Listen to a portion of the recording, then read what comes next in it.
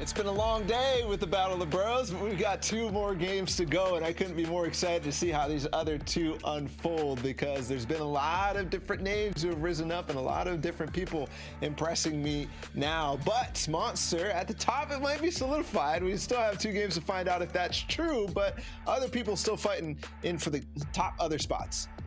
Yeah, it's gonna be battle of the second for teams like the God team from the Bronx and the New Jersey low IQ, the East Side boys that's stepping up from Brooklyn. So it really is a matter of who can step up and continue to hopefully walk away with a big chunk of change here in prizing. Here's a few of your final moments from the last cast in the final game that we just casted over. This is the trap door hit by Bizzle as he gets taken out. Then the victory lap from Jathan Zexra on height, which we were pretty interested in how he had no ammunition. But like I said, I think when we look back at it now, they weren't even afraid, not even the slightest bit. No, not at all. And this is going to be the 3rd win for them today. Ridiculous stuff from all sides. Zexro to clean things up, even when the going got roughed. No mat, so he couldn't even block against that RPG. He just kind of had to dive at it, but Zexro does not care because he knows Dom also probably low mats, low materials, so no matter what happens now, it's going to be a huge gap for anybody else to try to even contest at that. And I really think it might be all said and done for that. So like you said, battle of the second. So who's it going to be? Who is going to be in second place when we go into the 2nd and 3rd game? It's still a close race, a very close race between 4 teams. Low IQ, which is the team of Ved, Dev, and Crew. And then there's Blue T, Roat, and Bugsby in 3rd place with Eastside. 1 point away from them is Big Li, who's Doe, Claw, and an overtime player. Wow, this is actually much closer than I thought, but Foxen and Crew fall to 5th. Yeah, they're really losing their steam here. Fox and Sarah and Valor kind of slowing on down. People that stepped it up, though, the stable Discord, after we called them out for being in 17th place, now at the top 10 here, breaking into 6th. So finally finding their footing and getting their games going here. The God team also slipping out of the running here. Baby Gonzo, Cote, and Crew now at 234 points. So things are dicing up, shaking up here from 2nd to 7th place, and it is going to be interesting to see who can step up to the plate and get what they can claim here for what it's worth, because it's a close battle. It's a close battle outside of Bizzle, Zexra, and Jade's monstrous lead right now. By the way, 212 points is that lead. Literally the same gap between like 2nd and maybe 15th is the same gap between 1st and 2nd. That is ridiculous stuff. Here's the rest of the page, 11th to 20th. And again, still a lot on the line for these guys. They're still trying to push their way up the prizing brackets because, like you said earlier, very significant. All this could really mean a lot for any of these guys right here because they're trying to break through. They're trying to make sure that, hey, this is the Battle of Boroughs and we will not stop without defending our borough. I'm still laughing at the team names here. Free Bread in 17th. Yeah, good luck with that. Hey, he's here trying to claim some free money, man. It ain't quite working out the way you probably planned it, but hey, top 20 still is a slight bump in prizing for what it's worth. I believe everyone here still is a winner nonetheless for making it this far, but again, you want that top 10, right? Battle for the top 10 right here to at least get the significant pay grade bump up for each of your players. Yeah, I like all the team names. They're very topical, very New Yorker, right? Free bread. Yes, I mean, it's just like all the New Yorkers begging for money in the streets. That's exactly what's happening right here. But no, 2 more games, Monster. 2 more games is what solidifies this leaderboard, and it's getting closer, getting ready for that final moments. There's been a lot of off-spawn fights that are going to be consequential to these final moments. The most important for anybody in these tournaments right here, because we saw Lazy Lake, we saw what the authorities, so much rides on people ending up finding a stride out of the early game. Yeah, we're gonna see who's gonna get a seat on the bus here, who's gonna get the empty seat, because it is getting closer and closer. We already know who's driving the bus. This thing's on its way. But for what it's worth, I'm wondering if the team in Lazy Lake here, Baby Gonzo and them, like what's going on? Why are they not really finding their footing in the mid game? They crossed paths in that last one with it's slipping my mind, but they got absolutely crushed by another power team. So are they just the worst of the best, or did they fizzle out and now they're losing their mentality, losing their cool coming into the mid game right now? Actually, I forgot about that entire fight, but when you said it, I remembered that it's the second place team of low IQ who ended up fighting them. It was Dev, Ved, and the final player, Dean, in that case, dominating them. And it wasn't even close. And they actually got the jump on them, which was, to say the least, very surprising that they didn't get any damage done. And then after that, just the team fight that broke out was very scattered from Gonzo and crew. Unfortunately, that fight alone drops them all the way down to where they are now, which is, I believe, 5th or 6th. So if they end up doing that again, I mean, that might be a wrap for them having any hope and pushing towards that top 2nd spot. That's what I'm saying, right? They're dominating Lazy Lake, and then they're moving out of there, and they're just dropping the ball completely now. I'm not sure what happened after that midway marker, but I think the break slowed them down. They lost the hot hands, and now they're kind of paying the price here. Team that has to step it up again too. It's not enough for them anymore to just find those early game frags in Pleasant Park. It's Zero, Fox, and Valor. We've been talking a lot about them because they showed such a promising start, and it's not over yet, right? It's not over yet. 2 big games in front of them. This is where you got to rally up and rally down, and then push all the way through to at least solidify yourself in the top 5 here, because it's slipping away slowly from them right now.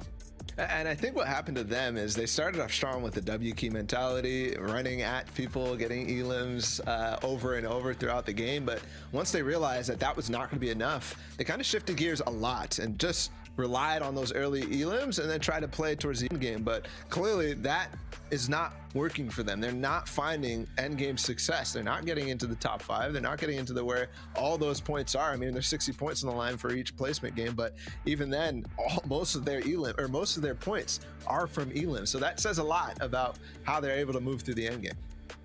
Yeah, a little bit of an adjustment here and there, and they might be all the way up to the top. But let's talk about what happened with Blue Tea and how they just got dismantled in game 6.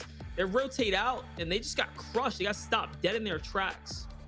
Yeah, it was a fight that they've taken multiple times against the team who comes out of Salty Springs. In this case, they were way too aggressive, I guess. Roat is known for that, and so is Blue Tea and crew, but they were right in on that house, down on the low ground, taking a box fight without the pinches that they've won fights with in the past. So basically just too quick. They were feeling too good after the last game that they ended up winning with the clutch from Roat, and it ends up breaking down in front of them. And that was their 3rd game streak, right? They finally started getting it going. They started popping off, man. They secured that authority. They did it well too in this last game, right? They really did. They buckled down. They won authority early, and I think there was a little bit of a mix-up. The team from Risky stepped down on in. They try to, play spoiler for the whatever strategy they had. A couple different drop spots playing out there, but it did not go in their favor. It did end up going in the team authority favor. Obviously, Blue Sea and them came out successful, but the rotate out was not what they needed to be. And now that puts up their positioning really for 2nd place up in the air, because it allowed everyone else to close the gap. If they would have just made another end game, they'd be in the running for Bizzle and crew, right? It'd only be a 1-game gap, making it very, very much likely for them to take it. But just showing you guys how quickly things can turn here. But Baller, we're jumping into game number 7. It's game number 7, the final 2, and we already know potentially who might be in the lead. It's Bizzle up in the top left. We're kind of ignoring him when talking about the rest of the standings because, again, the score is 212 points ahead for this one team. Last time they had a contest station at Caddy Corner. It might be happening again. Both sides are going to be taken. One is the main corner, and the other side is the gas station. Yes, it is fully contested. Where is Kits? One player actually just tried a 50-50 Zexro, but he puts him down immediately. And this is a team who has not been here many times. There's actually 2 teams at Caddy right now. All right, mixing things up here now, giving the champion trio run for their money. Jade's going to find himself a nice little llama off in the distance here, and that's going to be huge right now to bounce him back and allow him to support his squad mates. But I think Zexro's holding it down pretty well right now, dropping all the AI in the distance. There's a few, though, that are pressuring this other squad inside the gas station. They have limited mats. You know they have limited mats. This is going to be a good opportunity for him to take advantage of the distraction now and get a good positioning. Yes, he's going to sneak in right from behind. I think they have the shockwave launcher, though. You saw him flying across. Yeah, that was Jade, I think, up above. And now the fight up on the rooftop. Zexro in a 1v1. He does get a nice shot, but there's 2, and he's down. But Jace is here to back him up. Bizzle, too. He gets in the box. Yes, he will finish him, but Jace is Actually, that might be Vibes who has the shockwave launcher. They might not have it because Bizzle goes flying, and I think that they would have coordinated that slightly better. Yes, he's gone. That shockwave launcher gone for the first time, not in control of Bizzle, Zexro, and Jaith. And they're looking like they're in trouble because 2 builds remaining for Bizzle, unfortunately. Yes, he's gonna get jumped down on, and the double tack shot is gonna connect there and finally take out Bizzle. And wait a second, we gave him so much credits here coming into the game, and now it's up to Jaith to clutch up. The launch pad up for height. Is he gonna break it? No, instead he's gonna go hit the crash pads. He can still do something here though if he breaks these crash pads before they can get on top of him. No, instead he's gonna go for the immediate heals, and that was probably the misplay here to get pounced on. But it is a 1v1. He's gonna chug the splash up as much as he can now, and he's still in the fight here. This is a winnable situation. The player below him does not have any shields and no backup. Little does he know, Jaith is gonna hit the big shot, the 100 plus, and it's Glad Slick who falls down now. And this is still very, very winnable for Jaith.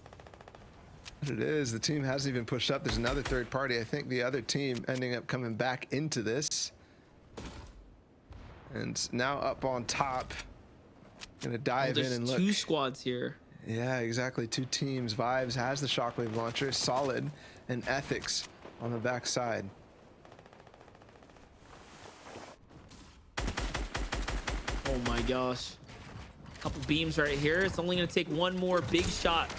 This is gonna be his here. You can hear the shockwave though. That's gonna expose him in the knock in the air. And now Jaith finds another one. He's literally clutching up right now, but he needs to get the reboot card of his members now. This right here is gonna be Bizzle's, I'm pretty sure. And now he needs to find Zexro's. I think, or has it been expired. too late? Yeah, I think that was definitely a little earlier. Now on the backside of this is Waffles. They're gonna be able to get the pickup. Gonzo's pushing in from Lazy Lake. Oh my goodness, that's a sign for Jaith to be like, yeah, nope, you guys can fight all over Caddy. I'm gonna bring Bizzle back in this game, and we're gonna do what we did in game 2. Waffles will chase though. For whatever reason now, he's in another 1v2 up on the hill, or 1v1 up on the hill, and Jaith has made it work before, and this time he's going to continue to go up towards height and put himself in a really, really good position. But another player joining the fray, and they're not letting this go at all. His feet were shown there. He made the edit trying to sneak on out, and that was almost a situation he could have escaped from. And now it's the team that rotates in nice and late that manages to clean up everything. Baby Gonzo, Jerry's, and Akote. If there was something that you wanted to unfold for you, it was this right here. A couple frags and elims and the #1 seed team out of the competition for this game right now. Think about it. If they get put on pause 2 games in a row, this is winnable now. All of a sudden, this becomes realistic for players like the Brooklyn squad, the East Side team, right? Blue T, Bugsby. And their squad mate. I want to agree with you, but 212 points is like, that's already, I mean, it's possible for sure. It's 2 good games. It's 2 good games, but to expect Zexro and crew to fall again after that, I mean, anything is possible, I guess. I mean, think about it. They had 2 teams land on them, and then 2 teams rotate in late. They're almost the target of the competition right now. Yeah, and for sure, I mean, Jared, Gonzo, and Akote came all the way from Lazy Lake because they saw Zexro fall early, and then they saw Bizzle fall, and they continued to see Jared's fighting, so they were like, hold on, there's an opportunity here. We're gonna go all the way from Lazy up to here, and the speed that they did it with was actually pretty impressive. That's Kit's charge. Do they have the shockwave? I'm almost certain that they do, because I believe it was Vibes who had it, who ended up falling pretty early. Meanwhile, there is other things happening on the other side of the map. Valor, Zero, and Foxen are completely uncontested up in the Pleasant Park area, and very rarely do we tune in with them in the early game and mid game without any elims at all. And this is why they're kind of expanding their search route for a couple fights if they can, and a fight that they've taken multiple times is about to unfold again. This has been their rotate. It's looking like game 1 all over again, where they kind of hit up these little house location up above, looking for the 3-2-1. The squad mates are all going to open fire here now. Good pressure. They find 3 tags. Enough to put regret on Zero. Oh, low HP, and that's another one that's going to connect while he's in the air. The white damage here. Chug splashes for the desperate. Heals are now going to come out. Another crash pad here. Well timed too while they were reloading. Orphic up above though is to the left here. I do wonder, is he gonna try and pad up to Orphic? Sure is. Hits the 37 shot. Nicely done there. That's the synergy. Crash pad charge combo, so nice. Looking for it again. Charges it up. Not gonna find anything here. Yes, they have full control of the battle right now.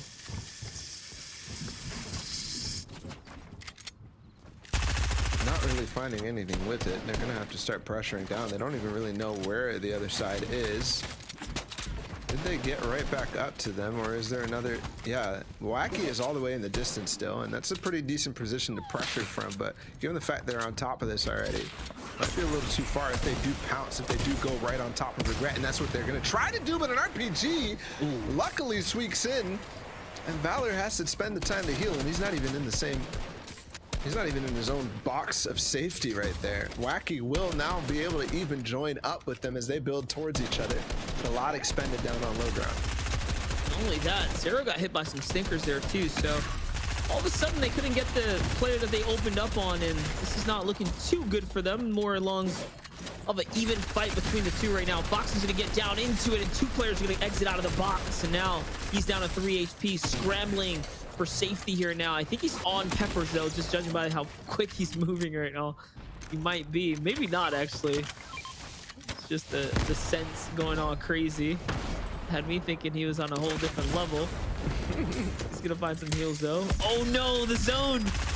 Wait a second here, he needs something, and oh, he gets taken out, the 1 HP. And now it's a 50-50 up against Wacky or Valor's by himself. Everyone else is knocked and out. It's close. It's a sad story right here. The team who played so well throughout the day and potentially could have been taking second place, unfortunately getting a little too desperate.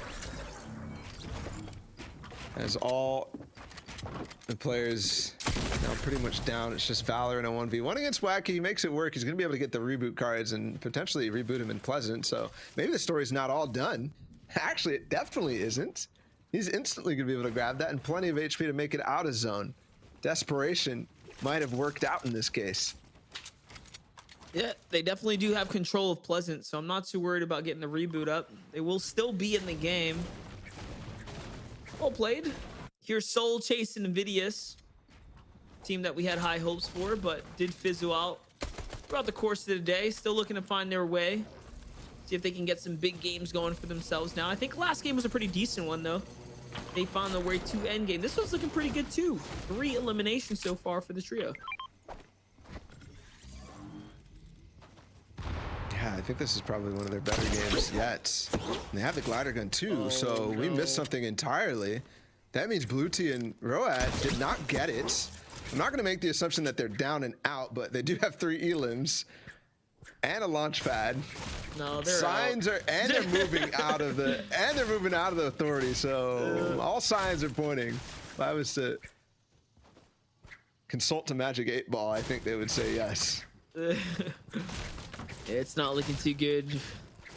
That was the team we'd be rooting for most at this point to hopefully catch up. Close the gap for our first place elite team. They were, everyone in this tournament technically was like granted an opportunity here, but if it isn't the guys with the big points already, it doesn't really matter at this point. But all right, here's a team that's been here for a while now. Markowski, Reppin, and Guardy, they've been at Frenzy Farm every single game. We've gotten a lot of zones too, so in the same positioning as we tuned in last time, right inside the house. Another fight. Looking to take control here now. They don't have height. Someone is up above, already poised up.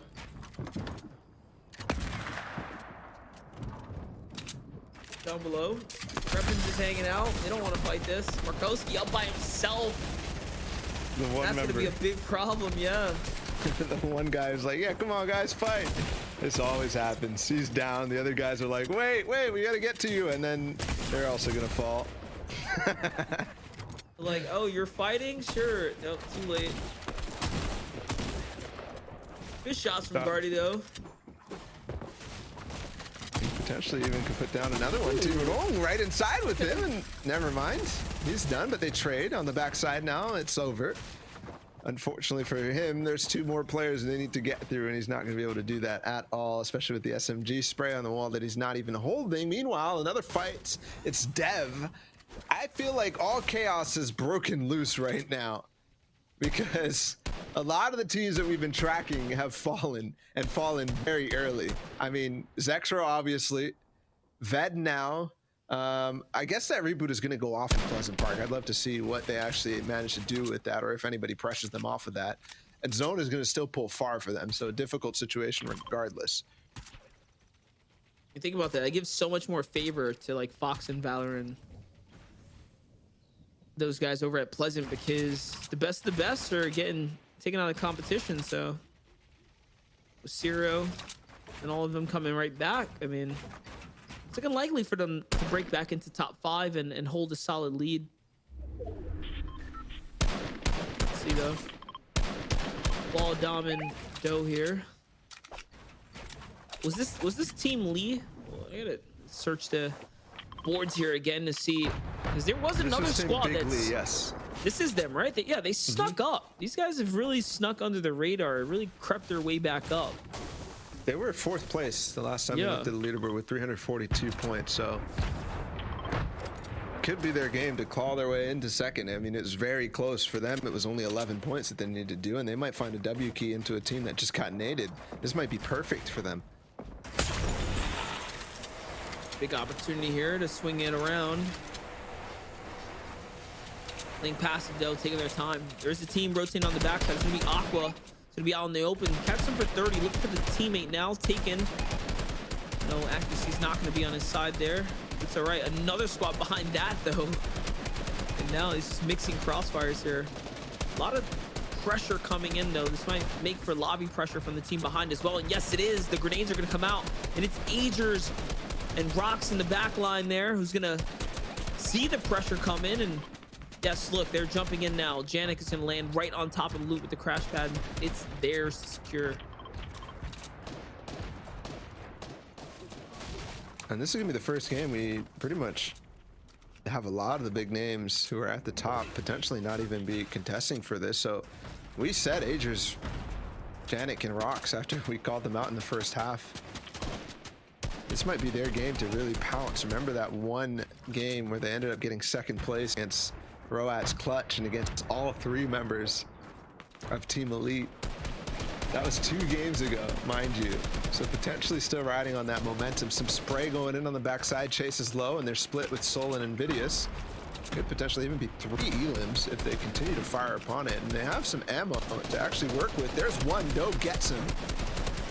And they will get the finish as well. Soul and Invidious now need to hang on, but the spray could start to get them focused. Tag through the wall. He's low. He's so low right now. And he's gonna launch away too. And I think that might be the end of him. I think somebody else will probably take some prize, and that's, yes, it's Jericho. Now that I think about it, Janik, Rocks, and Agers were at 6th place. So like you said, this is a big game now that everyone else has been halted on the leaderboard. Whatever elim points they made, but yes, exactly, they can break their way up, which is kind of massive. We expect them to be in the top 5, so they're putting up the show to really prove that they can be there. And this is the you know, the red carpet being laid out for them right now. Still gonna be difficult, mind you, because they're around 60 points behind, which is a good game in and of itself, and obviously reliant on what the other teams do. Here's somebody that we haven't seen yet since the early game, and we forget the potential for this, guys. They have the shockwave launcher, they have Kit's loot entirely, and they're gonna be able to find themselves a good position on zone. And we've seen them play aggressively for a good position in 5th on the height. It's just kind of gone away from them because of the other teams who pressured and actually ended up fighting them. They're even gonna have a double RPG setup, I think. Very good for Gonzo here. Okote and Jared's now 3 elims, like we said, from that late sweep through Caddy's corner. It's time though. It's time to get to the zone 4 right here. They are going to find their way. They're just going to sit as soon as they get into the zone here. Breaks the tree to open things up so they can see all around them now. The team rotating behind them, covered by the brush here, though. They are not going to be able to notice him unless they take it out. He is trying, though, up above. Jared's trying to break the tree for a second there. Things kind of slowing down now as everyone is finding their way to the safety. May or may not see a wave of box fights break out down in that southern portion. Kind of a weird congestion happening on the west side as well. As you can see this loop, this little bubble forming over there. Take a look though. Gonzo trying to find his next fight. Pressure time. There it is. Coming in, double RPGs in air. No, I don't think they found the shockwave launcher. Now that I'm thinking about it. Jade knocked the player out the sky kind of far off. If they didn't, you know, happen to sweep through that little shack on that side of the map, then they didn't get it. So you might not have it actually. Maybe a Kote. I don't think we've seen him just yet. I would love if we could swipe through all these different players just to double check, because a lot rides on that, obviously. I mean, having Kit's charge is nice, but the whole point yeah. landing Caddy is to get the shockwave launcher. Dean also down, so that's 2 players now down from that one squad, the low IQ guys out of New Jersey.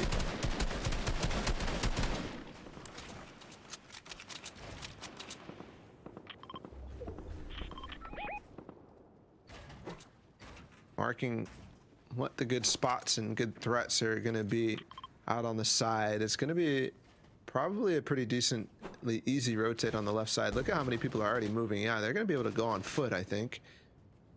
Obviously, they can't get quite the information that we know, but they are scouting for it, and I think they are going to go for it, yes. Team up on height, they're going to RPG, and then from there, they can just edge their way in. A good rotate, and the tree blocks their line of sight, although he falls. Doesn't matter too much because it's still up there. Gonzo, Jared's, and Okote might have a really, really nice run through this game. We've seen what they do, but we haven't quite yet seen it in endgame. That was just a great rotate, and you see the power of just having one tree staying up in the way. Grants everyone so much protection just from lines of sights. All right, now other squads though landing on into the thick of it here. You can see how that's going to start playing out. Not many people falling even amongst all the shots. Just 2 since the last time we looked in. Let's see now. There is still a lot of action unfolding. Finally, Gonzo's going to find someone in the feed there. Kippets is also going to fall here to Kai now. So Gonzo still turning up. You know, we're watching right now on the mid-ground layer. Can't affect a lot. They've got a launch pad, but they've also got a ton of stinks, and we've seen them in the end game before. That's the Staten Islanders, and they're sitting somewhere around 19 points. They could rise very, very high, potentially even break the top 10 in this one game. Ved's still up, actually. I actually called him out earlier to be down and out, but he's still in this game. That's the team in second place, and we've seen just a single one of that team can have huge effects on their standings in there because they play so well placement-wise. But looking at Gonzo now, he also does not have the shockwave launcher. I think that's gone. I don't think we have it in the game. I think you might be right, Monster. And here's a launch pad as this zone starts to move. They're going to go out. No. Opting to go on foot again. Definitely an interesting play, and it's going to save them a lot. Yeah, completely on foot, nobody challenging them whatsoever. On the backside of that, and you can see why. There's literally nobody there. A little community launch pad sends the entire lobby flying, and Gonzo and crew get to jump on top of someone in the process here. Jared's is going to be the one who concludes the fight there and get the free elimination on foot. And look at this. Just using the distraction, but no, this time around, he gets pinched from multiple angles, and just like that, it goes from a great decision to a terrible one now as Gonzo gets taken out. Jared's under pressure. Colte by himself, but all right, they do bounce back. They rally together here now. And they're still in this game. A little bit of an edit fumble. Still trying to find his way into his tarp here now. Okay. With Gonzo out, it looks like they have lost their tunneler for sure. for sure. I'm still seeing the team of Agers up in this, although Agers falls. I saw his teammates also finding a couple elims. It's Glitch on high with Bry Guy, who I believe was part of that big LI squad. Yes, it's Mossme who's fallen, but they still got two, and they're controlling height, but with no shockwave, it shouldn't be too difficult to maintain this right now. He also has a flopper one to play zone if he needs to. Vad's still up in this too. That's the second place team. By himself though, has to clutch just some placements and potentially a couple of elims. That could be huge. There we have a Kote finding himself a little knock in the feed there, so things still going in the favor for the Bronx boys as they're trying to step it up now. I do wonder if it's enough though. They have managed to find what they need here. On height, Glitch, Bry Guy by themselves doing a good job still, branching out and finding stuff for it. Cosmos is gonna fall, I think, being ticked over to the zone there with a couple extra tags. Worst use the SMG at distance because he does not have any more mediums. And this is such a weird situation to be in, but the tags are still going out. The damage is happening here. He's not giving them a free moment by any means. On the other side, Bry Guy trying to do his own thing here, looking for anything that he can connect with. Also in a desperate situation, only medium bullets in his inventory right now and not connecting with anything. He does have a harpoon though. It might be time to start looking to pick something up because they're dwindling out of material as well, just for the reconnect right there. Till the pressure goes on. This is a rise potentially from all the way at fourth to second. They could overtake. I saw Ved fall in the feed, so that no longer is a threat. Janik and Rox are still fighting for this, by the way. They've gotten a lot of eliminations, and that might be a 6th place to a 2nd place rise as well, though. They might have to fight up to high ground if they do this. Link on Team Chop Cheese, 11th place for him. Also fragging by himself, though. I believe a lot of solos going to be in this final game, or in this final moment. Glitch and Bry Guy only duos right now. Jared's still up though. That's very impressive to see that. Already. Yeah, all the way up, and an RPG up on height too. He might be able to solo height take. I think he has one flopper, but Glitch will hang on. Another one too, but he has no room to actually go up. He will have to 50-50 in zone, and there it is. Trades it out. So Kote's still up. He finds one too. Claw and Glitch have actually traded a lot right now. But Bry Guy's still up to maintain for them, and he falls all the way down a pickaxe. He might even find one. It's Janik's box that he falls into. Rox will find Kote as well. That team looks to be the team who ends up winning. Bry Guy by himself now on height, and he has to maintain with only 3 builds. That's right, and Rox still working the low ground right here versus Kippets. It's a matter of, can he get something ASAP, because he doesn't have any HP to sustain out. But all right, Bry Guy goes down for the 50-50, and Kippets actually gets the better of him, and now it's a 1v1. Remember, he cannot stay in the zone. Rox does not have the HP. It's up to Kippets versus Rox, and Kippets is gonna jump down and finish the deed just like that. That's 10 eliminations for Kippets, Scat, and Link. 10 eliminations will bring them up 50 points, plus the 60 for the win. 110, that will bring them all the way up to 313, which means that they might be in the top 5. That's Chop Cheese, the team with Link, who I said I had a couple of eliminations. They've done it. They might have pushed their way all the way up, and a number of other teams too. Stable, Discord, that team might have risen from 6 potentially up to the top 3 area. Low IQ is gonna fall. So is Big Li, I believe, and so is Fox and Zero and Valor, even though they rebooted and even though they had a shot there at the end game.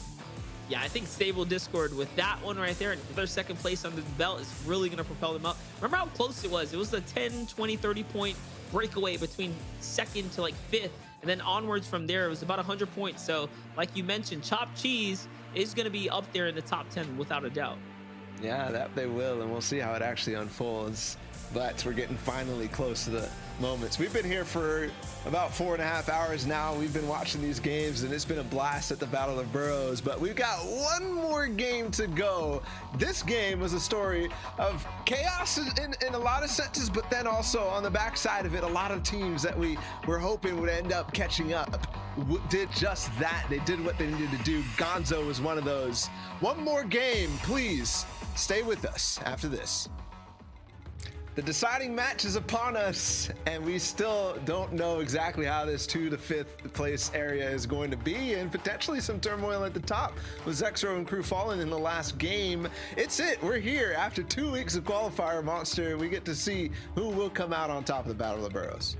Not only that, a lot of prizing later, right? Don't forget, guys, those qualifiers if you guys did get to play was earning money in the process. So really big shout outs to Andbox and the team bringing this all together, enabling this stuff for the region on the East Coast as a Bronx resident and native myself in the past.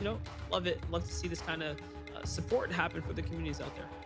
Yeah, 100%. But in the grand finals, it's $35,000 going throughout all the placements. I think all the way down to 20th spot. But first place takes home $7,000, and we're pretty sure we know who's going to be taking that. But again, some turmoil. We'll have to see when we get the leaderboard to see what the gap is now. But still, grueling fight at the top. We didn't see this perspective Kippets in towards the end of that last game, but we saw basically in the Elim feed what he was doing to clutch up right here by himself for his team to end up winning this game. This is ridiculous stuff. Not only that, I see Akote still in there. Remember, they did lose their teammate early on, and all of a sudden Akote and Jared's were left by themselves to really pop off and figure it all out, right? Losing Gonzo, and Gonzo's like he's the glue. If you watch the qualifiers, you guys know that Gonzo was the one clutching up. He was doing all the tarping. He was typically the last live in those final moments. So quite an interesting turn of events, watching the squad mates really step up when it matters most, keeping them in the competition. And of course, Kippets, Scat and Link here finally getting their chance up at the top. Man, that was close. He just barely wasn't even going to make it in that final zone because he hit his head. But regardless, the 1v1v1 ends up going in Kippet's favor, and 10 elims for his team. Again, I did the math. It was something like, 110 points to boost them way up there. Ridiculous things. And hopefully that means that we have another team who might be in contention for these top 4 spots. We'll have to see as leaderboards come up, but Anzo and crew, like you said, did perform. Blue Tea and crew unfortunately fell, and I think that might be a wrap for their opportunities to rise up into the top 4 like we were talking about. Not only that, they fell to like a power team too. It slips my mind who actually swept through them, but it was a surprise when we saw the grappler all of a sudden exchanging hands onto another trio's kind of inventory there. That was the clear indicator that they did not make it through. You're talking about your second place team that was on fire, on a hot streak, now all of a sudden getting hit at the red light right here. You have to put the brakes on them. So we'll see if they come back around, if they can be kings of the authority. We know they got their early frags. We know they've been winning those soft engagements, but for the last 2 rounds now, it's what happens afterwards that's not going in their favor. Another team that we want to give some credits and some eyeballs on is the big LI, the big Long Island squad. Doe from Team NorCal. They stepped up. They stepped up big. They really crept into 4th place. We haven't talked much about them, but they're very much in contention now. I think they might have 2nd place under their the belt.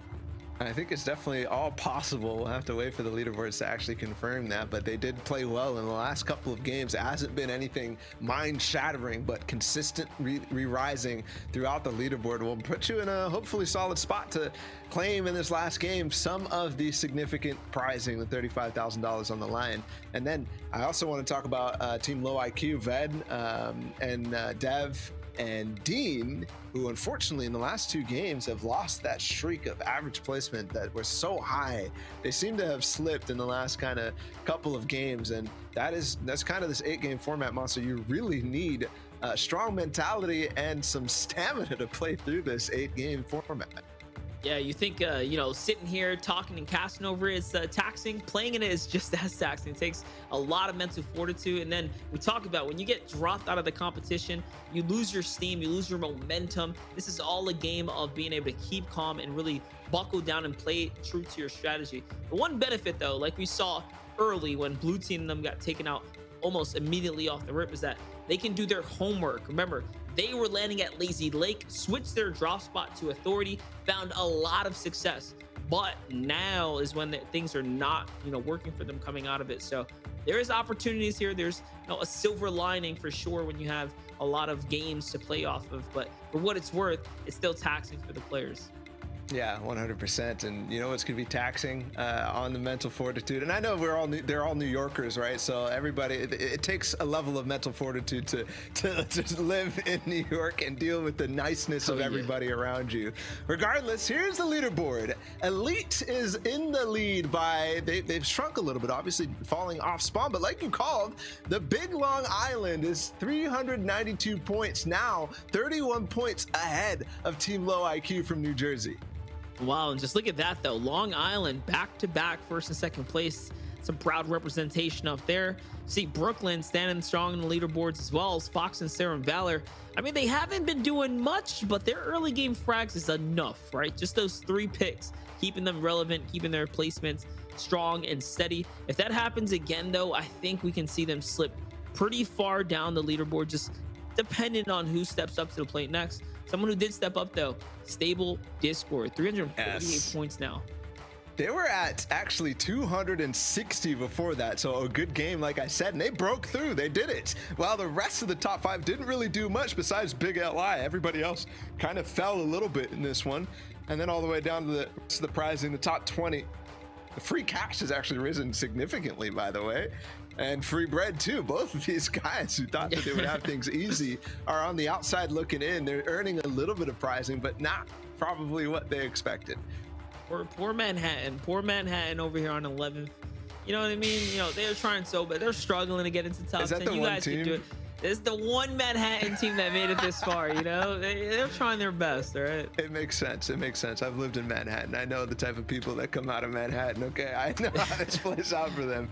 So regardless, last game, Monster, they're all getting ready, getting in the queue. What can we expect? Specifically for me, at Caddy Corner, I want to do the math. I'm going to do the math to see what Zexro and crew actually are in the lead by, because it still could happen. You were calling it out last time. It's like there's potential here for somebody to actually overtake. I think they have a 190 point lead right now because second place was 385 and they were like 595. So it's not too shabby. Like they definitely have the entire cushion in front of them, unless they get absolutely murked on spawn and earn 0 and then have Big Long Island step up and snatch first place. It's gonna be their victory lap. So this is a battle for top 5 for the other squad mates, right? What can they bring to the table? What can they do in these final moments? Because we're talking every engagement is worth thousands and thousands of dollars for the moving at this point now.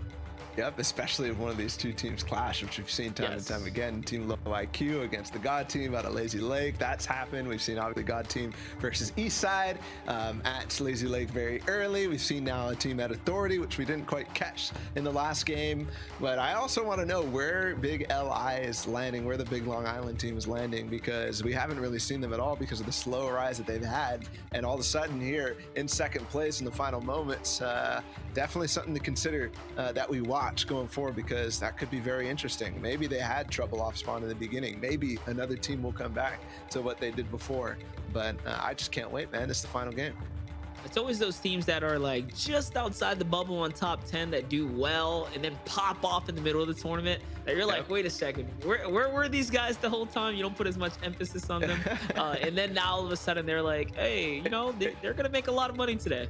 It's like one team. It's like the team is in endgame, right? And they get a refresh, and all of a sudden they're back into it. That's kind of how I feel about this entire thing. It's just one game. They weren't playing necessarily with full steam at the beginning, but then they find some signs of life in the end and end up popping off. And I think that's what's going to happen potentially. I mean, it's already happened. Big LI, Big Long Island in second place. That is basically that story unfolded right before our eyes. And then other teams who have stayed consistent the entire time, but have not yet quite found that real pop-off moment. That's the team in third place. That's the Low IQ guys from New Jersey.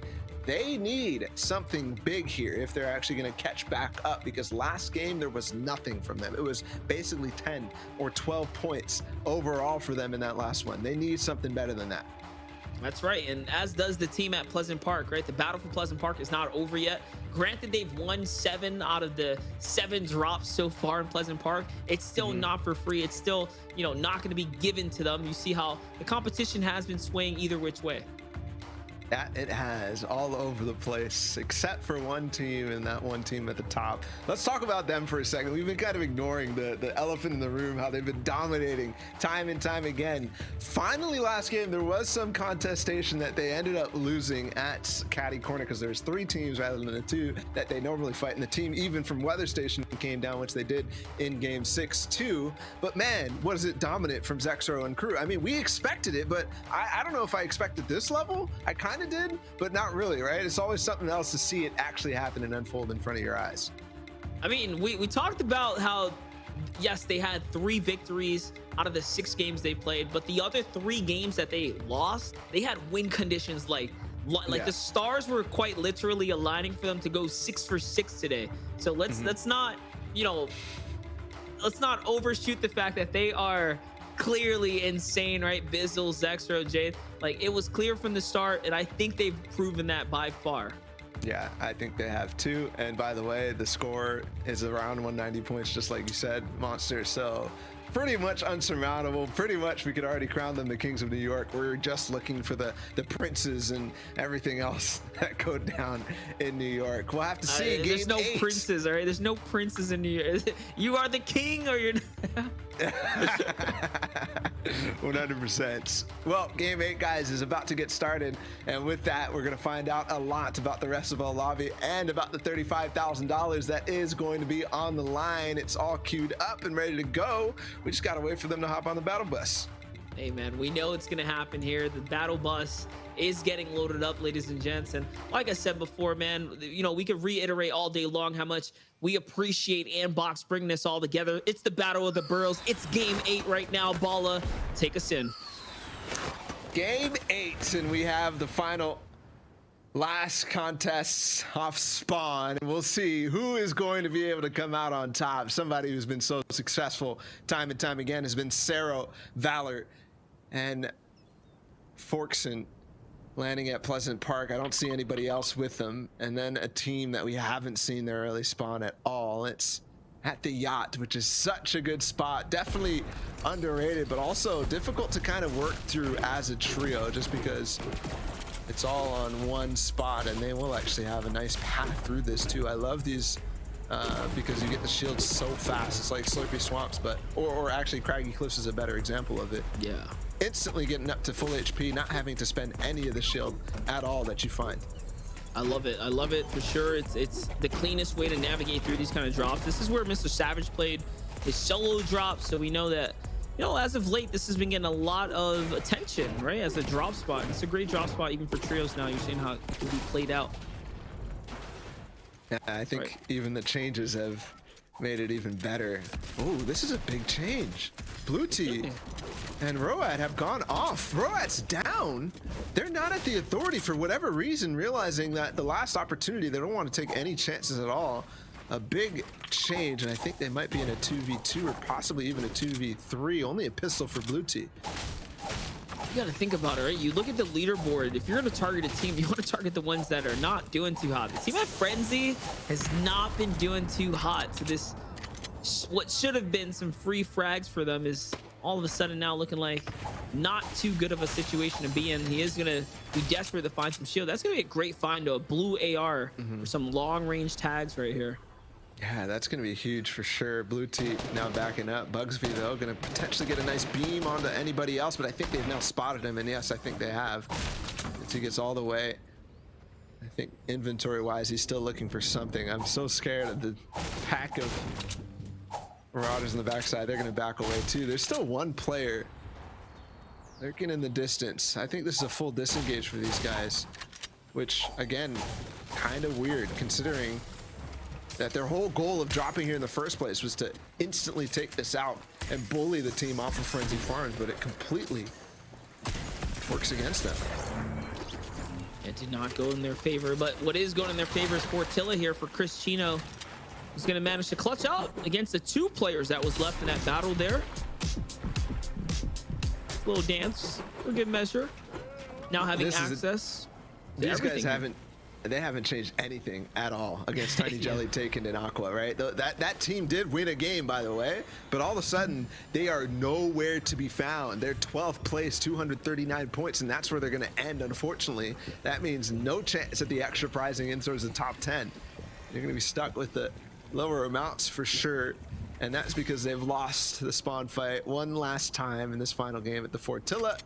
And Chris Chino might even be on his own, given the fact that I don't see him rushing for any reboot cards after that. I was gonna say it'd be such a shame because he put his body in the doorframe if a bot like just shot him. Like because there's so many that actually hold the railings on the Fortilla that it would have been such a shame, but I can only hope for the memes to unfold in front of us. Here is Valor, Sarah, and Fox, and though Kings of Pleasant spotted someone off in the distance. This does lay a marker down. Now they're trying to inch their way out and around here. This is probably the same engagements that they have been winning up until this point. So no surprise to them to want to continue on that war path that they've been doing. Like I said, it's been holding them up in the competition, the fact that they've been able to frag. So their early to mid game decisions or battling is not too bad. It's pretty good. It's their end game. It's what happens beyond that that hasn't quite connected for them just yet. And this is the team who ends up winning the authority in the final game. This was the team that Blue Team and them were dominating. Wow. Which is Todd Go, Bacon Strips, and Bean. Absolutely dominating. Remember, they were forcing them way out, and now they've got the authority loot, and Blue Team and them are sent running from Frenzy Farms. Imagine that. A team that definitely had an opportunity to rise up, bullied. And I'm not even sure, we don't even know really by who. We forgot who ended up taking the authority loot in that last game. Yeah, but that was enough for them to just say it's not worth the risk. And yeah, kind of interesting, just playing on your toes like that. I really do appreciate people that, you know, mix things up. It makes it kind of interesting, right, to see what exactly is going to unfold of it. What's it going to be worth it? It seems like it was a bad call, though, as you can see. If Bacon Strips and them got away with it, with no elims, by the way, means that no one landed there. So whoever was the problem before, they did not come back this time around. I think they're actually chasing this team right here, which is the guys on the backside of it. He gets under the stairs. There might still be an opportunity for a 1v2, but Bacon Strips is down. I think it might be finished. Bean is the last player who got res, but only 2 HP. We'll see in the feed. He gets 1, actually. Wow. He actually gets him with the 2 HP. We're looking at another fight. This one, potentially a little bit more meaningful in terms of leaderboard standings, because Regrets, Orphic, these guys have actually been fighting many times at Holly Hedges. And this was also a team that left Craggy Cliffs earlier on. The Holly team stretching their fight out north towards the islands here. Oh my gosh, the compact's gonna hit every shot on Regret right there. You see the numbers just bleed through. They have the full-on advantage here. 3 healthy team members. Redux has got the last player now boxed up here. Gonna work his way out and around. These are not his builds. Does have to be careful. Oh, I like that though. Steps out, takes the wall, and edits it open. Okay. Very nicely done from Redux right there. Joe on the pepper now. He's gonna have the movement boost. Someone just spinning in a boat in the water outside of Pleasant Park. It will be a cleanup for Glizzy, Redux, and Joe. And well done from them. I think that this team won pretty much 7 out of 8 of their off-spawn fights, but ending up falling later on in the game. They have had no success after that. No chance at all of actually getting back into this game. Unfortunate for them. I haven't seen Zexro and company fall in this yet. I haven't even seen anybody at the caddy corner area fall, which is very surprising. We're looking at Ved, Dev, and oh, here it is actually. That was Kit's charge, no? I think it just was picked up. I think they just found him. Did he just get it? On somebody named Gausa. Was he landing? Was he part of that one team? Let me take a look. Could have been, honestly, considering that he was a solo right there, way off in the distance. Probably shockwaved away from the fight somehow, some way. We get confirmation on that. That'd be nice. I have, it's not necessarily confirmation, but Zexo, Bizzle, and Jade have completely gone away from Holly from Caddy Corner. They moved to Holly Hedges, and that's why you see that other team. That's a good call, though. Fighting all the way off. Yeah, 100% is a good call. Why? Because obviously there's going to be people landing at Caddy Corner for that last second desperation. They move off, and they get the free ride to placement points in this last aggressive game. And good loot. Surprisingly enough, completely uncontested for them. Even though we saw the 2 teams who were landing there, that's them right there. Joe, Glizzy, and everybody else who are fighting on the outside of the zone somewhere completely random. I'm surprised to have seen them get pushed all the way off Holly Hedges just by one team moving on in on them. Probably the way it worked out. I could only assume that as they were coming in, they realized like, oh snap, we don't have the good drop, like veer off, right? Mm-hmm. And then that's how Bizzle and them end up being able to control that area. Happy to see the Whirlpools back in the game. You can see how good they can be used now. Effective for those rotates on out. Gonna save them a lot of time and HP here. Cero already has lost their teammate Valor here. Fox, and they're hovering right over another squad though. Uh-oh, yes, the sound cue is gonna go off. Cero's gonna get beamed up twice now, loses the shield, no HP to heal back with. Foxen is gonna go back into the storm with his floppers. All right, he doesn't want a piece of that. He can't afford to get tagged. He doesn't have a choice here. Look at the stinkers on his teammate over there. I think someone's coming into the storm for him. Okay, Cero's here. Cero's here, coming back for a flopper. Interesting play. We'll see if they get out alive. Here's Zexro though, still alive with Jathan Bizzle. Have a big pinch coming in on Nostalgia here. Evasion. Look at Zexro, the way that he takes that wall and backs up immediately, just trying to find an extra angle that they know they're pitching on. And there it is. He gets the cone in as well. That's an end on Nostalgia, but now it's a two-way on the backside. He gets the wall though. There's somebody behind him. His team covers him up. And this is how these guys win fights time and time again. Just force these guys down. Even gets the cone on top of his box. Now it's time to heal while the rest of his team continues to pressure up on height. A nice 45 tag. Jathan will continue. Another cone placed on the backside of this. He's gonna wait for his team to get in, but from range he gets beamed down, and that's a cue for him to pause for just a second. It's all right. He does have the floppers there. Surfers to back up. Busy with the God Edit here, looking for the nice angle. He is controlling all these builds as well. This fight extending a little longer than what they would have liked, being that the third party's now pouncing into the battle, and yes, the longer it goes on, the more likely they are to come here. Here comes the grenades now from the outside factor, the outside team. We don't know who that is just yet, but it could be. Oh, it's Gonzo. It could be a threat. Is it? Gonzo, Jared's, and Okote. Oh my goodness. This is the second time they've actually found this. And they push all the way from where they were at Lazy Lake, and they know now who's in that fight. And I think that's the key for them to actually slow down, although they might set up some nades. No, they back away, and the team that Bizzle and crew were fighting launch away as well. So completely disengaged from all sides. Okote and crew now try to get over towards the whirlpool so that they can get into zone, but it's a full southern zone. On the water, on the rig, and on the Fortilla is where we're going to be ending. So confused. Gonzo, Jers, and Okote move completely west through the lake, through the Weeping. They don't find a single Elim along the way, but somehow still cross paths with Biz on the other side of the map. Not too sure how that all happened, but there they are. Now everyone out here based out in the water. It's not the place you want to be. A lot of these early fortresses, these little boxes built up, are going to be targets to some grenades, especially that one out there in the middle. We'll see though. We can find something good here in the builds. Looking to refarm up. Kote though, he's got some good material count going for himself. Not too bad.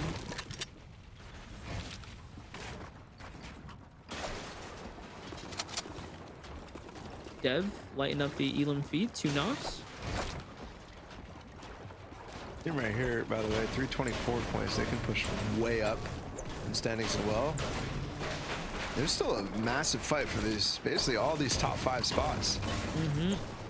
Besides the basically top 8, all have a say on who ends up, how they get arranged basically in that top 8. It's wonderful to see that we still have some tension in this.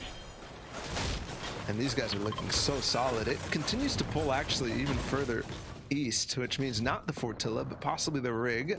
Look at the position of Bizzle and crew. They might actually decide to nade on top of Rocks and Agers. But no. Couple snipe shots coming in from behind them now. Here comes a good grenade. I think he's gonna land right on top of them all. If they would have just threw 2 there, he would have connected in full. Trying to break it down with the SMG. It's not gonna work. The sniper shot on the fall down. My gosh. Bizzle gets destroyed right there. In comes Zexro now. He's playing defense here, trying to play to back up Jath, who goes for the immediate revive. Can he pull it off? It is very much possible. I think there's a bit of a hesitation here from the squad out behind him. And now the cone's not his. Oh, they jumped right into it. Good edit by Zexro. So so solid, brings him way down. He might even finish him. No, on that window. Zexro showing off the prowess, but I love the play from them to stick to res and give Zexro the space he needs to just potentially back this up. And they're still in this. Jace claps right back. Bizzle's in the fight as well, gets the minis off, and now they've got a full pinch, one from above, and then both of these guys from the side right now. They get another wall with the one knock two. It looks like Chris is stuck in this.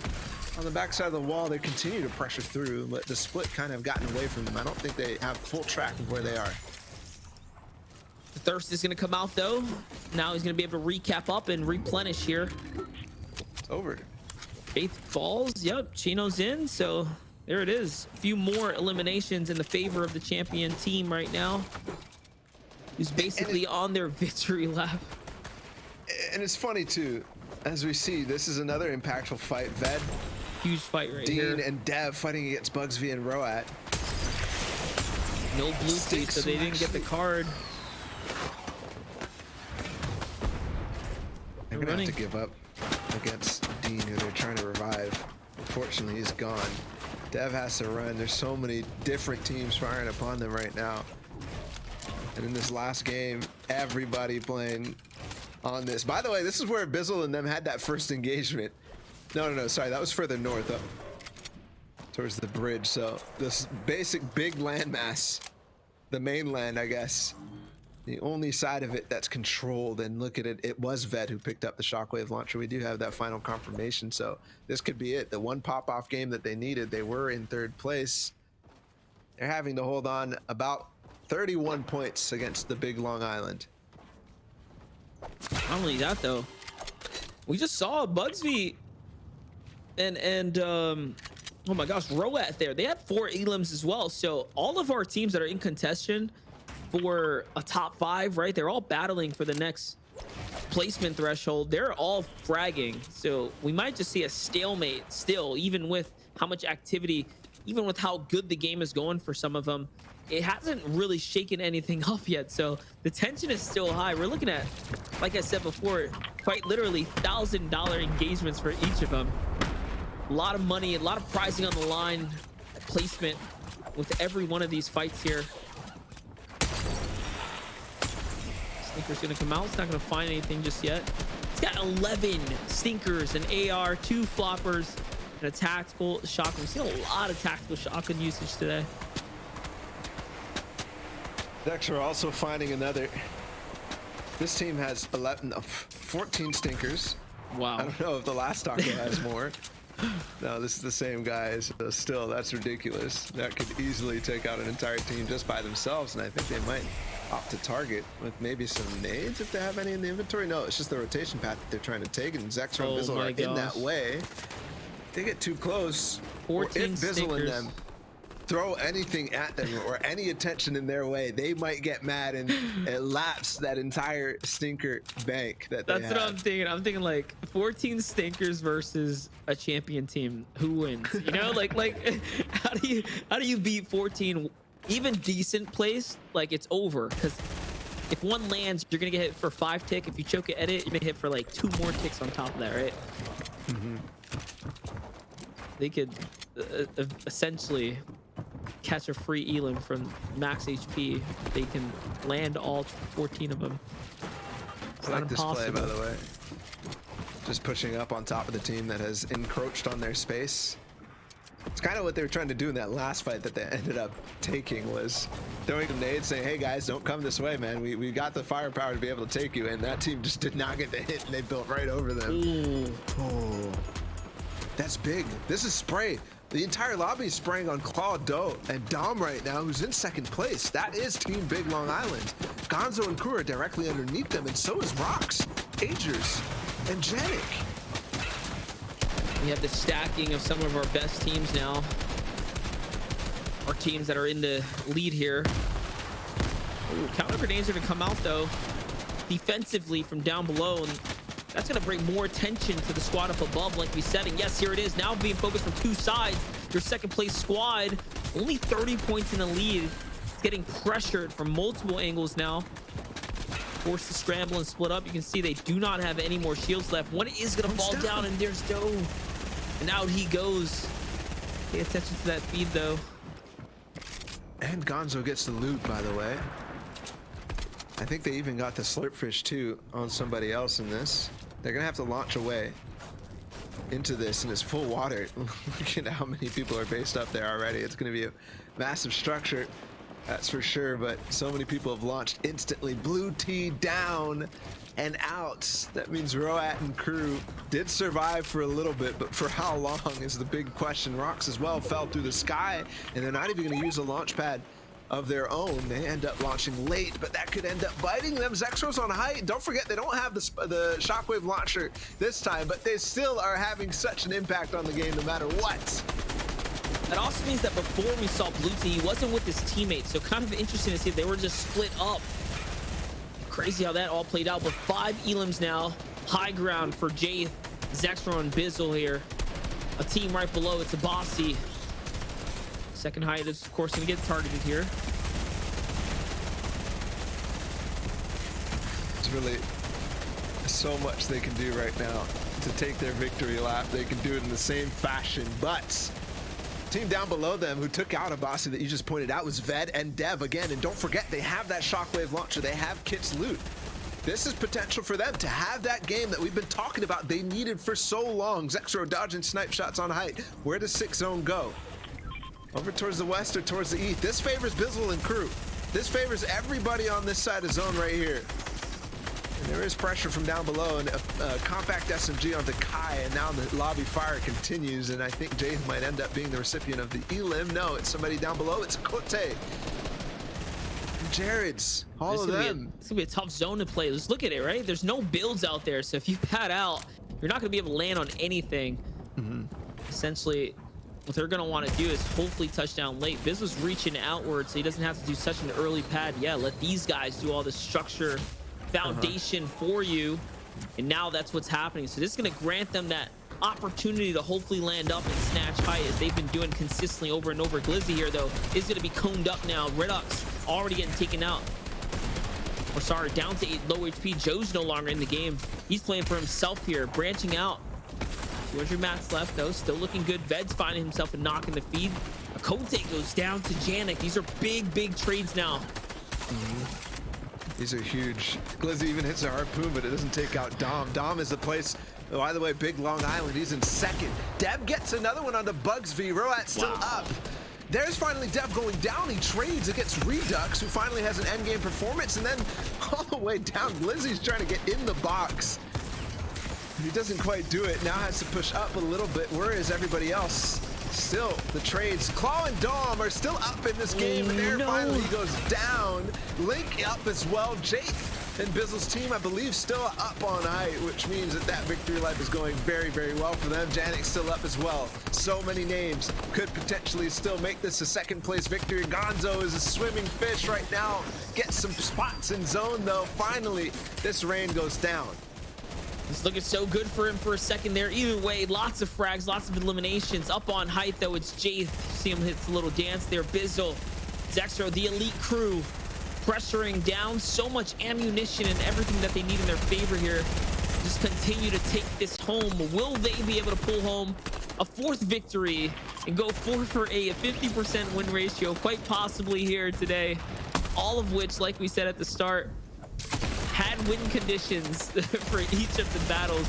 It's absolutely ridiculous what we're seeing unfold right now. But this is the power of elite players in a tournament setting now. Big pressure here. Magnolia trying to hang on, but what can you hang on to right now? There's no hope for anybody else. Disrupt might find himself pushing up the leaderboard. Roat has actually made his way all the way over here, and I think Jared's still in this game. What a shot from Bizzle. Another one, too. They put Jaith in the box with him. They just say, go, Jaith, you're a madman. Just please go for it. Zexer also trying to dive in. Magnolia going to go down, and I think this is it. 4 teams left, and Bizzle, Zexro, and Jaith, like you said, might go 50%. And then again, like you said, second place in 2 other games. What an impact that they've had on this tournament today. What an impact they've had in this battle for the Boroughs. It is the battle for the Boroughs. Long Island right now looking so strong here. Bizzle representing all the time for these regional tournaments. It's looking so good. No material, though. He could not turn around to save himself. Can Zextro do it? One more tick is going to take him out, and no, he can't get out. It's now up to Jayth, who lands a 103 shot. Hold up, and he gets the thirst as well. And all of a sudden, it's not looking like a freebie. But there is only just a few players left in the game. They're right below him. This is Jayth's game to clutch now. It's all up to him here. 1v2 situation here, Ball. He does not have height. He's going to crank for it. Misses the low ground peak, though. Now it's a 1v1. This is 1v1. It. 40 builds left. This player went in and ended up falling. There it is, the last builds, and he's going to try to actually catch himself with the stairs, rotate. No, he's not. HP is similar on both sides. Scats is going to try to build out to the side. He still has some mats remaining, but that's the last of the metal. Jayth is completely out, and I think he recognizes that. Going to try to reload so he can pressure with the Scar. Also charges up the shotgun. A peek from him will end up losing for sure. Maybe a knockdown be key for Jayth. Here it is. Here it is. He has to hit it. That was 20. Okay, not enough though. Scat is gonna win the game by default because the zone takes him over. And that was a close one, but either way, we know who's on top here, Bala. Yes, we do. And I think Link, Kippets, and crew. Kippets won the last game, don't forget. So that was a first place and a second place. And if I remember correctly, that was Team Chopped Cheese, who was 313 points. So who knows, man? Came up. They came up out of nowhere. Yeah, in the last moments, could have taken that second place spot that obviously has been so hotly contested. I was gonna say we didn't really give them a shout out when we looked at the top 10, but they were like around 8th, I believe, somewhere out there.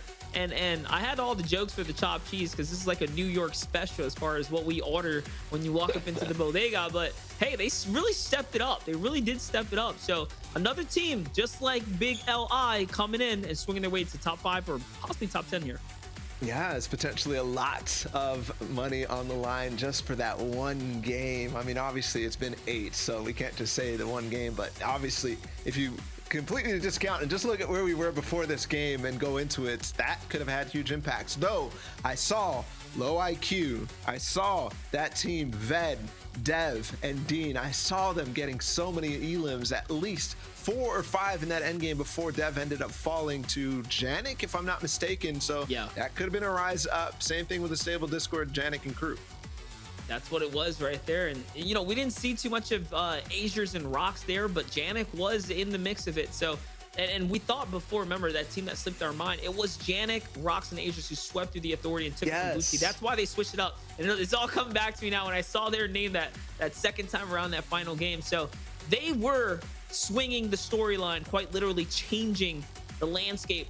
And let's give credits to Blue T, Bugs V, and Roat. They played 3 drop spots today and found success across the board. Granted, the Frenzy Farm drop wasn't the prettiest thing, right? Because they were pushed out, but they made it work. I ended up getting towards the end. Here's the final 1v1. Scat versus Jayth. Jayth trying to put his final stamp on this, but they did in that last game. No shockwave launcher. It doesn't matter for them. They will still dominate the lobby. Scat just played it so slow, so carefully, and really eventually just said, hey, Jayth, knock me down. See what happens. See what happens, Jayth. I will peek you.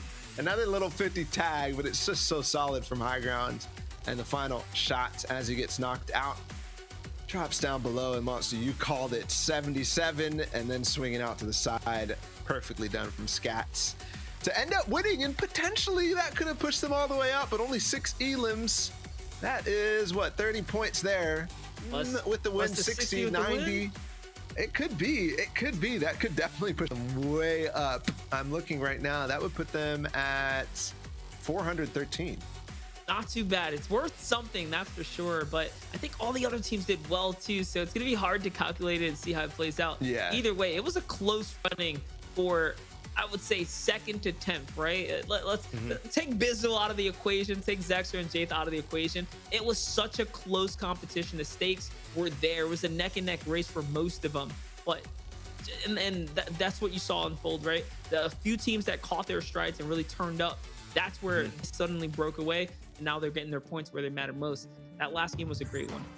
Yeah, that it was, and all of them were really great. I mean, from the start to finish, we had a number of really exciting games. Obviously, Zexro, Bizzle, and Jade coming out really fire in first game, ending up falling. And then we had Tiny Jelly, Aqua, and crew ending up in game number 2, winning. And then time and time again, you saw different people clapping back and ending up really exchanging at the top. But around that halfway mark is when we basically knew that this is going to be it. Some of these shots from Bizzle in the last game, though, actually, no, this is highlights from the entirety of the day. He was fragging, man. Remember that 10 Elim performance from Bizzle alone to put them up to 17 or something like that? Ridiculous. That is true. You can see a little bit of a reel for sure, indeed. It's been nothing but a highlight reel for the boys today. Nothing but frags, nothing but action from Bizzle, Zexro, and Jaith here. And look at Jaith, man. Jaith really had the big boy pants on in the final moments. I mean, it was up to him to clutch out. So close, but still, he had the most frags as well stepping in here. I think the team managed to, lighten up a little bit. Our elite trio kind of loosened up the gears, and you saw Zexro fall, Bizzle fall, but either way, they were in such a strong position, such a dominant position every single time we saw them in the endgame. Yeah, I mean, the adversity they went to in the last 2 games, by the way, the amount of times they got pushed randomly and they just like completely dominated anybody who was there, that was something to behold too. I mean, you remember that one team who pushed off of the rickety rig from the water into Zexro and Bizzle, even though they were like, hey guys, don't push us, don't push us. And then they pushed them, and you saw what happened. You saw the results of it. And then the amount of space they controlled throughout all the various stages of the games is ridiculous too. I mean, from that one point where you saw Gonzo kind of swimming around, it's just like, okay, if you guys want to build over, or if you guys want to base up next to me, I'll build over you, make sure I have the strongest position in this, no matter what anybody else does, right? They don't care about that randomness factor of all the different people. They will do with what they have, no matter what. We saw teams do just that, right? We saw plenty of the teams do just that, really working with what they farmed off the land, right? Working off what they picked up in those early games. A team that I was disappointed to see fizzle out though, Sero, Fox, and Valor. They started off so strong. They came in popping off, man. And Chase, Invidious, and their teammate, slipping my mind. You feel free to search it up, but they fizzled out. They really didn't even come up, and they didn't step up to the plate. I shouted Chase out at the start of the show, man. I saw him taking those clips. I thought he was going to do big things today. So a few players that didn't quite get there. But what was the most impressive of this whole thing, this whole Andbox tournament that was put on for the community, most impressive thing was that the teams that finished first and second for the regions and the open qualifiers, like, were literally the storylines of the day today. Again, it's not something we see every day, but it feels really cool to just watch that unfold when it's such a an inclusive event, and just watch the entire story play out for the region, right? So something that they can all live with and take home, that hey, they got plenty of show time, air time, talk time if they were looking for it. Plenty of highlights for all of them for sure.